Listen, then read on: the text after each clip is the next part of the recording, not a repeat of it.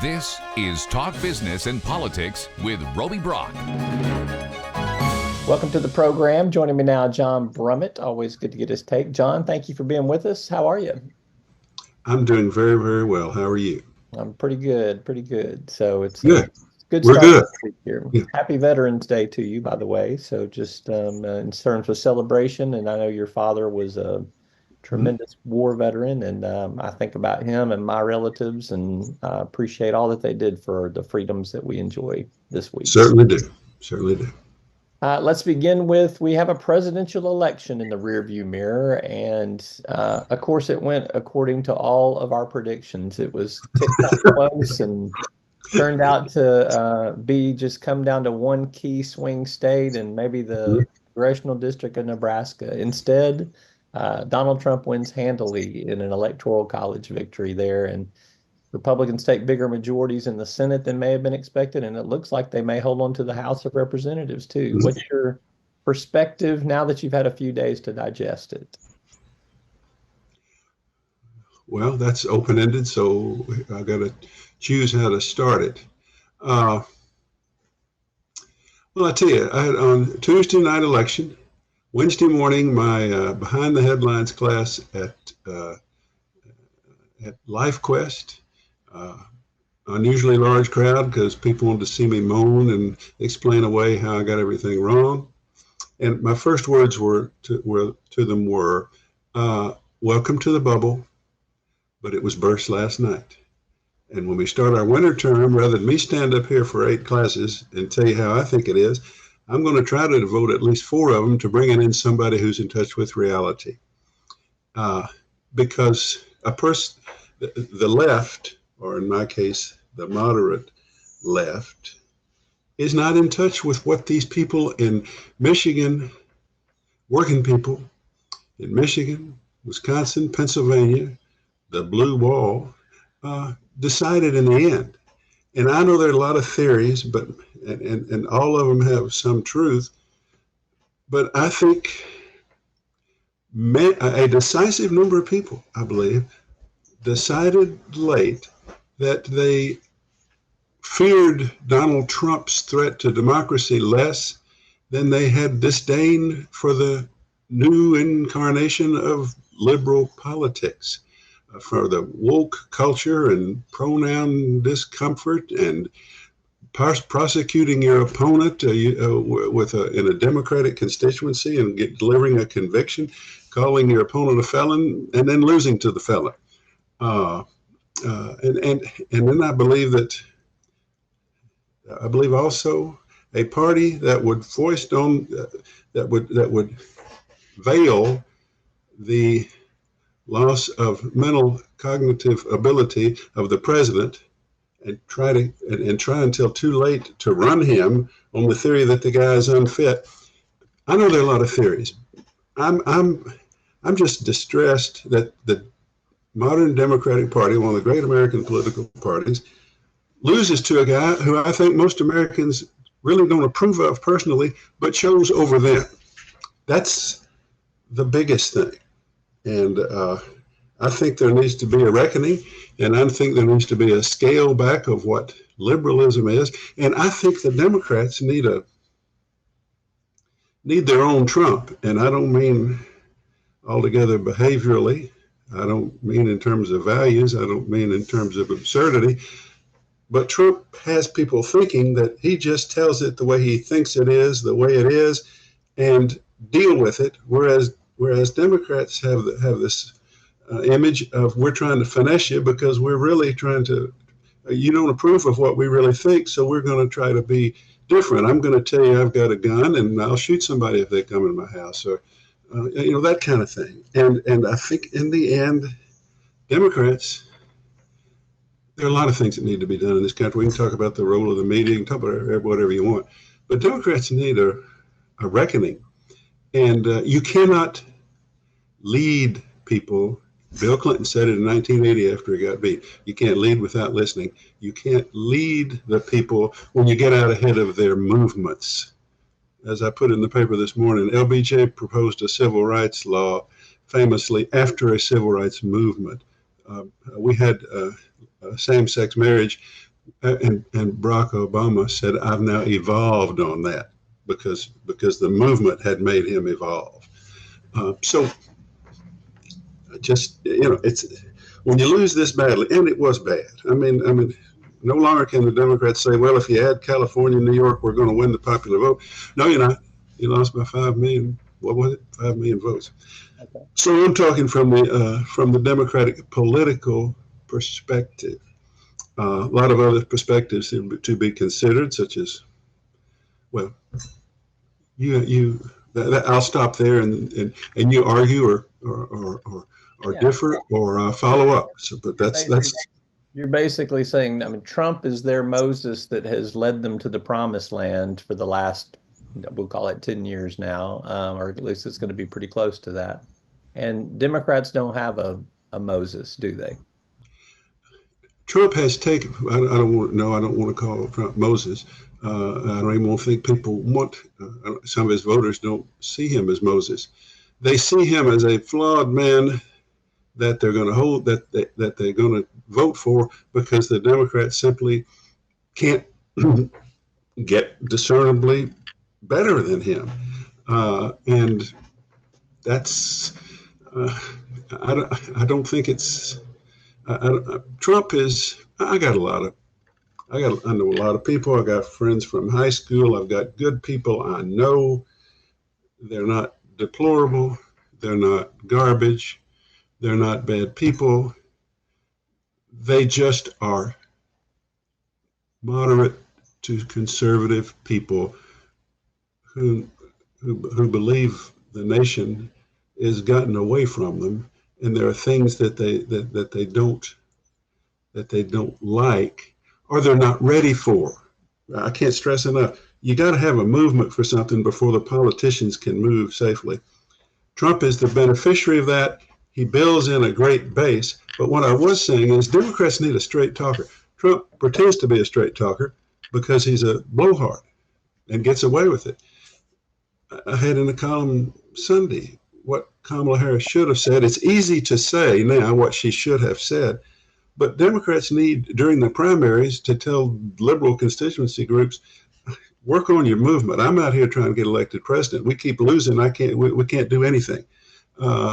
And for example, she should have said, I'll do a lot of things different from Joe Biden. I love him, but here's 1, 2, 3, 4 I do. Because if you're going to run as Biden's second term, the polls indicated you were going to lose.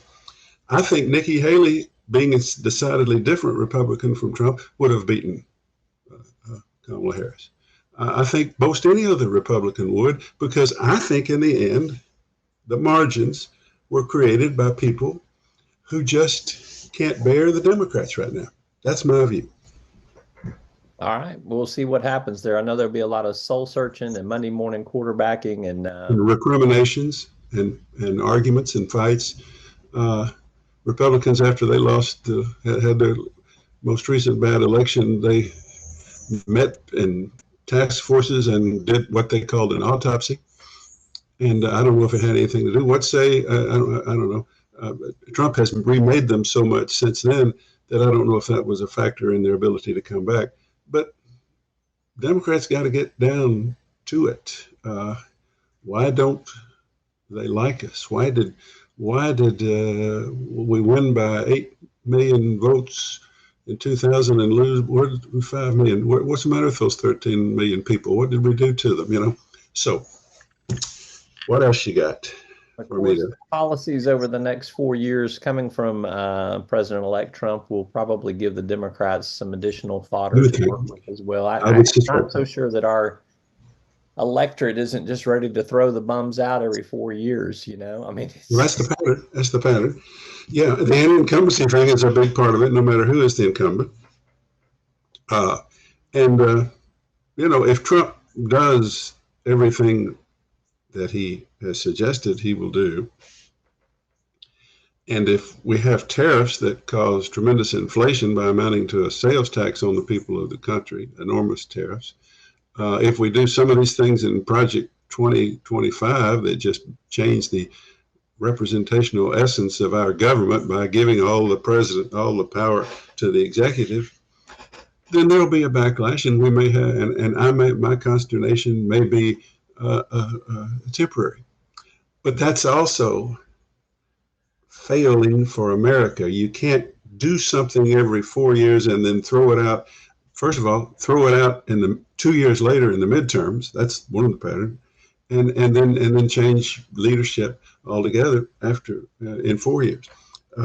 So that pattern doesn't work for coherent policy. Something different. Somebody do something different, something better than what we're getting. Is the message I take.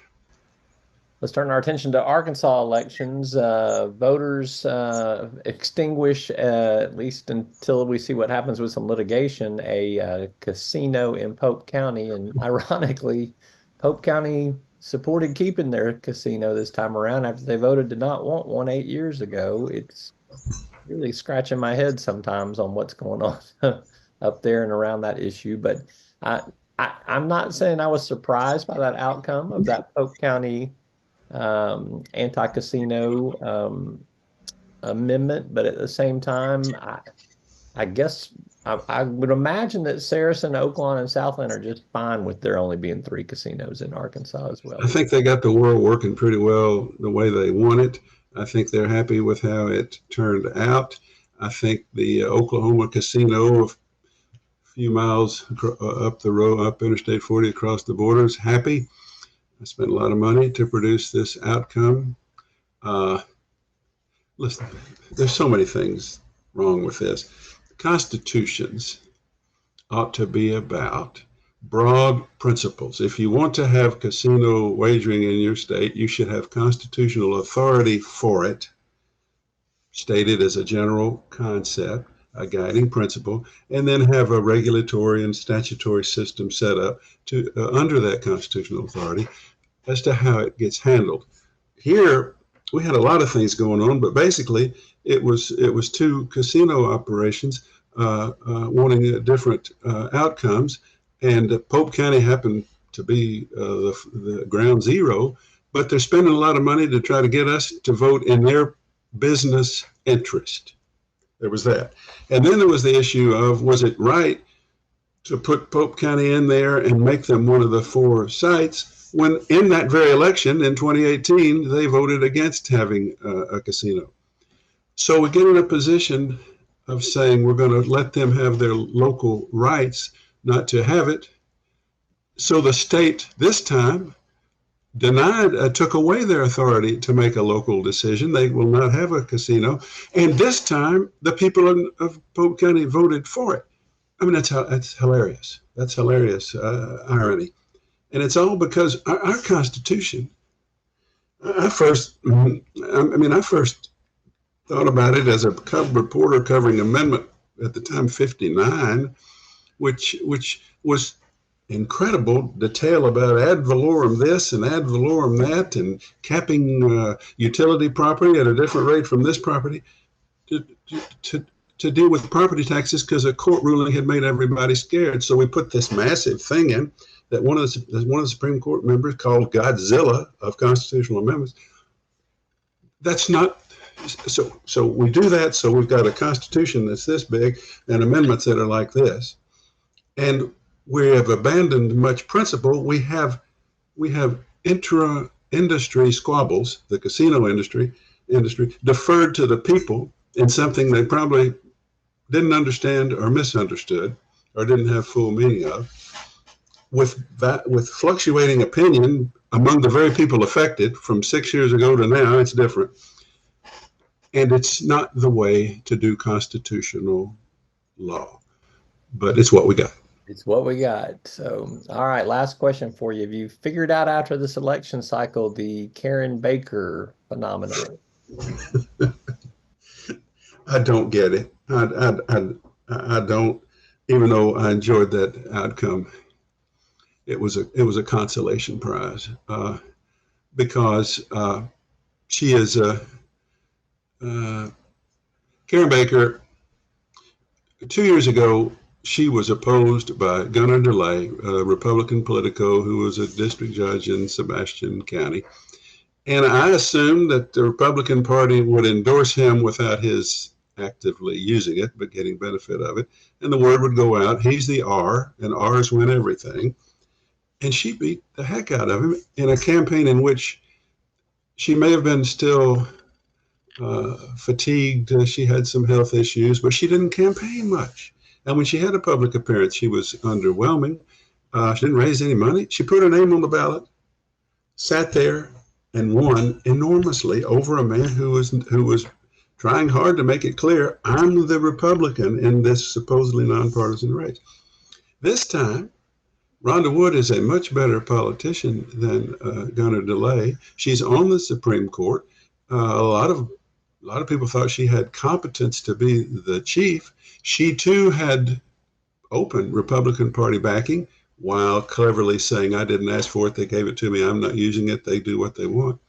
And Karen Baker beat her. Karen Baker, in a year, people are saying, well, I shouldn't say that this was two women, so it's not a good point. People will vote for a woman. But Karen Baker is one woman that the people of Arkansas will vote for, even when she doesn't much ask for their votes. Yeah. You want me to explain it? No, I'm going to be real positive and say, Karen Baker has apparent disdain for partisanship in politics.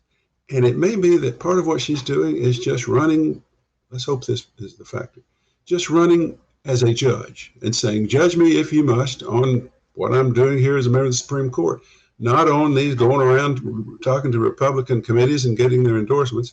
And the people are responding favorably to that. I don't know that that's so. But in an election, when I need some good feeling inside, I'm gonna appropriate that for my good feeling.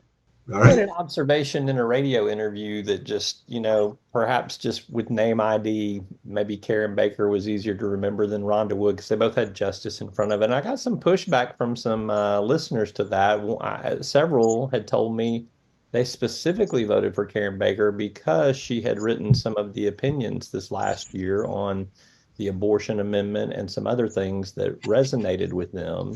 Let's hope that's also so, because she wrote a beautiful stinging dissent from Rhonda Wood's majority opinion, in which the court threw the abortion amendment off the ballot for reasons I don't think were valid or fair, and I think it was a ruling totally in service to Republican politics and the governor. And that, which reminds me, one more thing we ought to say. While there was, people are concerned across the country that a woman was defeated by a man they don't much approve of, Donald Trump, and that it had eerie similarities to Hillary Clinton's loss, although it was a worse defeat, that this shows there's simply a bias against women, at least for commander-in-chief, or just an unwillingness in America to accept a woman as the nation's top leader. Okay, maybe. But in state after state, abortion permission proposals did well, as they have done throughout. There are women who went into the polling place, and as women voted for abortion liberalization, and then on the other part of the ballot, they voted for Trump for president. That happened. That had to have happened for these results to be as they are. So this is all very complex. But one lesson is the American people seem to want some humanity, some exceptions, some logic in the anti-abortion movement, in the anti-abortion culture that is now in charge of the country through the ruling repealing Roe v. Wade. At the same time, for reasons I blame mostly on the National Democrats, they made Donald Trump president. It's just, things don't make sense, but then they do make sense because people are driven by individual concerns. They can compartmentalize their politics. Women can compartmentalize their politics, of course, just as men can. And we saw some of that. Well, we turn our attention to the transition at the national level and anticipation for what may come after the first of the year in terms of the new Congress.